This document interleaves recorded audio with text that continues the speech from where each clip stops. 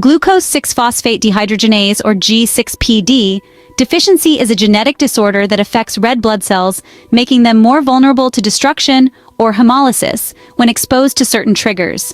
It is one of the most common enzyme deficiencies worldwide, and well, it can cause episodes of hemolytic anemia. The G6PD enzyme plays a crucial role in protecting red blood cells from oxidative damage.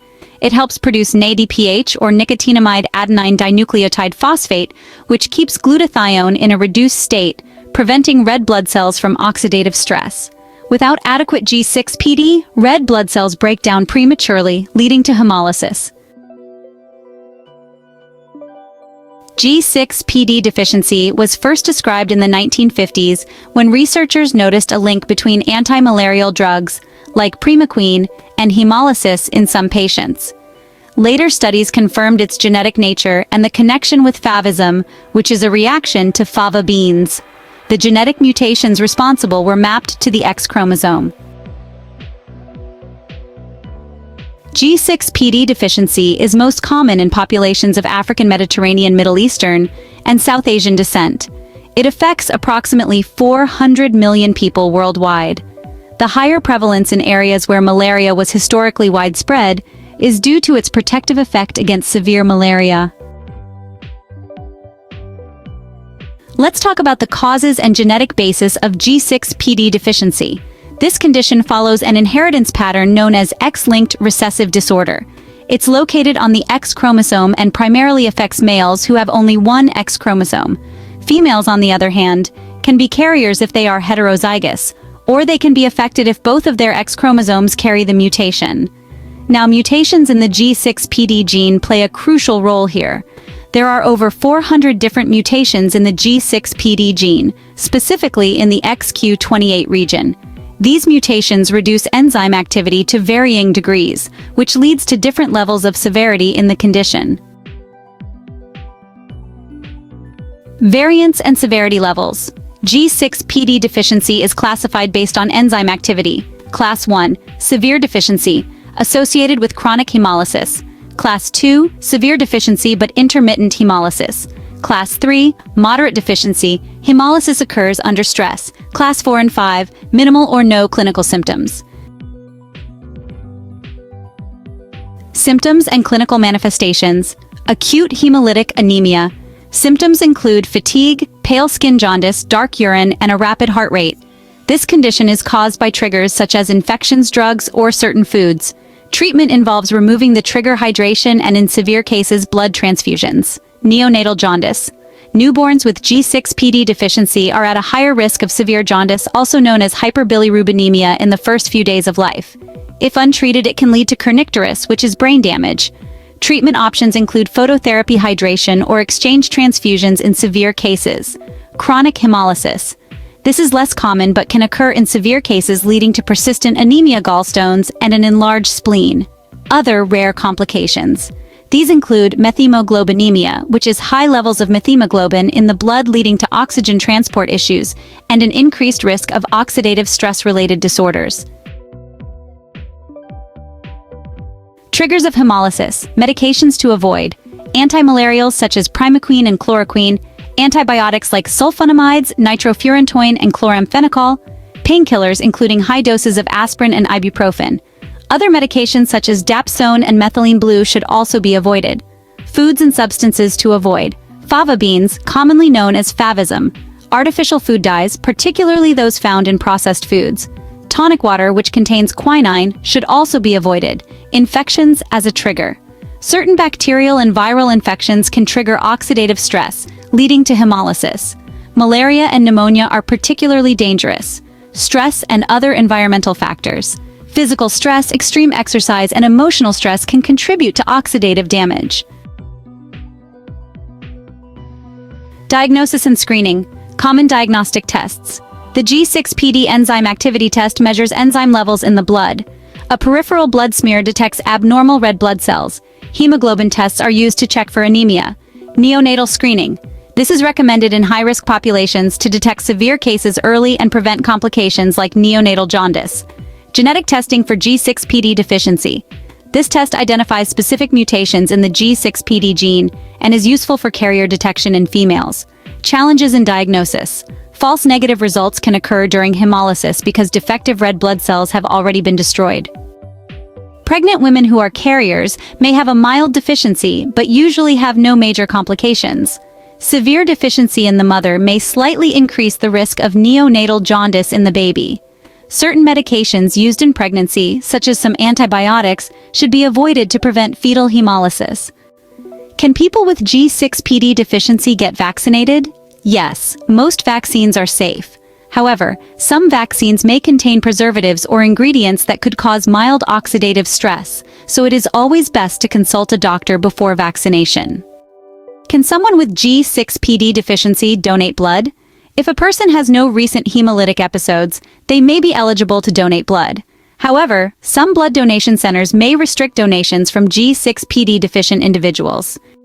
Is G6PD deficiency linked to COVID-19 complications?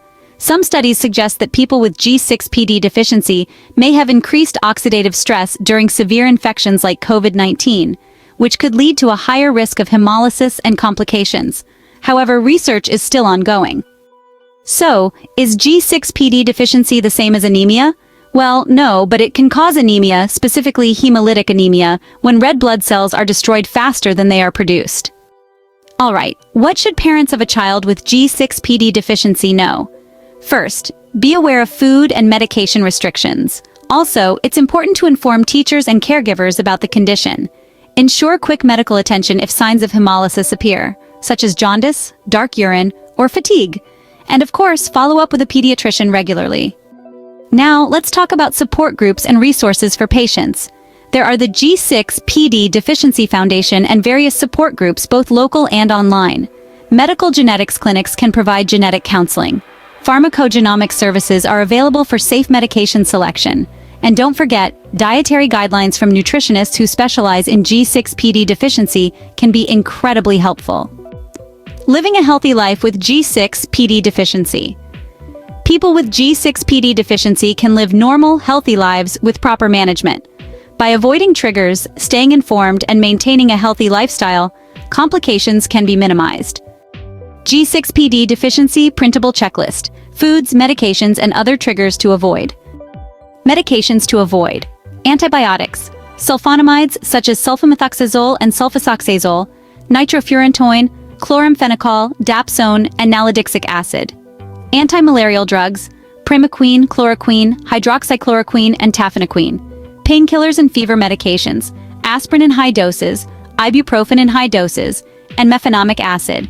Other medications: methylene blue, phenazopyridine, which is used for urinary tract infections, rasburicus, which is used for gout, and certain anti-cancer drugs.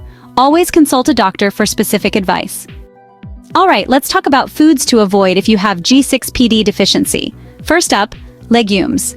Fava beans, also known as broad beans, are the most dangerous. In some cases, black beans can also be problematic. Soybeans and soy products like tofu, soy milk, and soy sauce might vary by person, so it's best to be cautious. Next, we have artificial additives and preservatives. Artificial food dyes, especially blue and yellow dyes, should be avoided. Sulfites, which are found in processed foods, dried fruits, and wine, are also a concern. High doses of synthetic vitamin C, known as ascorbic acid, can be harmful too. Now let's move on to beverages. Tonic water contains quinine, which should be avoided. And excessive consumption of alcohol may contribute to oxidative stress, so it's best to limit that as well. By keeping these foods and drinks in mind, you can better manage G6PD deficiency. Environmental and chemical triggers. Mothballs, also known as naphthalene, are often found in clothing storage and some air fresheners. Henna, used in natural hair dyes and tattoos, can contain oxidative compounds. Strong industrial chemicals such as gasoline fumes and pesticides are also potential triggers. Other risk factors. Infections should be promptly treated, whether bacterial or viral. Severe stress, both emotional and physical, can increase oxidative stress. It's also important to avoid extreme exercise to prevent overexertion and dehydration. Here are some tips for daily management. Always inform doctors and pharmacists about G6PD deficiency before taking any medication. Make sure to read labels on medications, processed foods, and herbal products. Stick to fresh, unprocessed foods and maintain a balanced diet. If symptoms of hemolysis appear, such as jaundice, dark urine, or extreme fatigue, seek medical help immediately. Educate family members, caregivers, and teachers about G6PD deficiency to prevent accidental exposure to triggers. If you found this information helpful, don't forget to subscribe to Liz J Naturals for more natural health and skincare tips. Like this post to show your support. Comment below with your thoughts or any questions. We'd love to hear from you. Share this with friends and family who might find it useful. Stay informed, stay healthy, and let's embrace natural wellness together with Liz J Naturals. Management and treatment. General management strategies. Avoid triggers. Regular blood tests to monitor anemia. Dietary and lifestyle recommendations. Balanced diet with iron-rich foods unless contraindicated. Avoid alcohol and oxidative stress-inducing foods. Medical treatment for acute hemolysis, hydration and oxygen therapy, blood transfusion in severe cases, folic acid supplements for red blood cell production. Long-term care considerations, awareness of drug interactions, regular medical checkups. G6PD deficiency in different populations. G6PD deficiency in infants and children. Neonatal jaundice risk. Avoid exposure to triggers early in life. G6PD deficiency in adults typically results in fewer symptoms unless exposed to specific triggers. When it comes to differences in males versus females, males are more affected due to having a single X chromosome. On the other hand, females may be carriers or partially affected. Regarding G6PD deficiency in pregnancy, pregnant women need to avoid certain medications to prevent fetal hemolysis. Relationship with other medical conditions. G6PD deficiency and malaria resistance. It provides partial protection against malaria. G6PD deficiency and favism. Severe hemolysis from consuming fava beans. G6PD deficiency and COVID-19. Increased oxidative stress risk in severe infections. Connection with other blood disorders. Thalassemia and sickle cell disease may coexist with G6PD deficiency.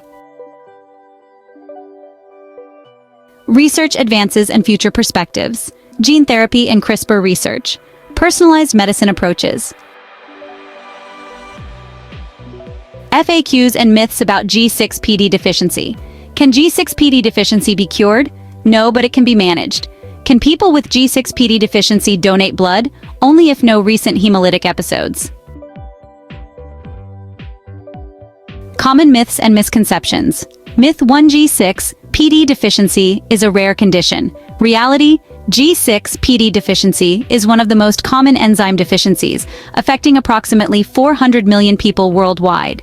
It is particularly prevalent in regions where malaria was historically common, such as Africa, the Mediterranean, the Middle East, and parts of Asia. Myth 2: G6PD deficiency only affects males. Reality: while males are more commonly affected due to the X-linked inheritance, females can also be affected if they inherit two defective copies of the gene. Many females are carriers and may have mild symptoms depending on the level of X chromosome inactivation. Myth 3: all people with G6PD deficiency will have severe symptoms. Reality: the severity of G6PD deficiency varies based on the specific mutation. Some individuals have mild or no symptoms, while others experience frequent hemolytic episodes. Many people live normal lives without realizing they have the condition until exposed to a trigger. Myth 4: people with G6PD deficiency cannot eat all types of beans. Reality: only fava beans or broad beans are known to cause hemolysis in G6PD deficient individuals. Other legumes, such as lentils, chickpeas, or kidney beans, are generally safe unless contaminated with oxidants. However, some individuals may react differently. Myth 5: G6PD deficiency can be cured.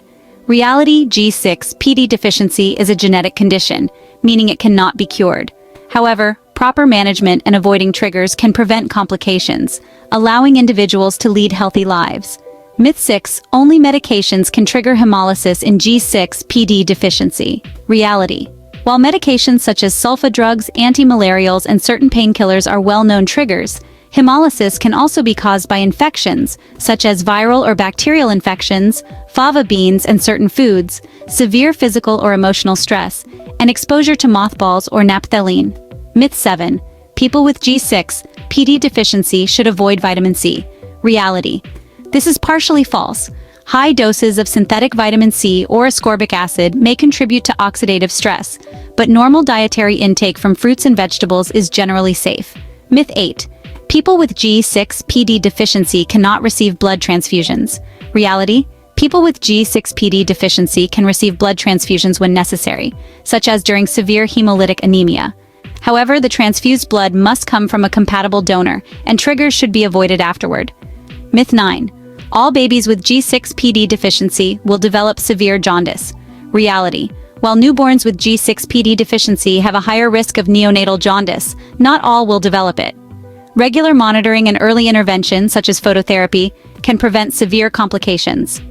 Myth 10: G6PD deficiency makes people more susceptible to other diseases.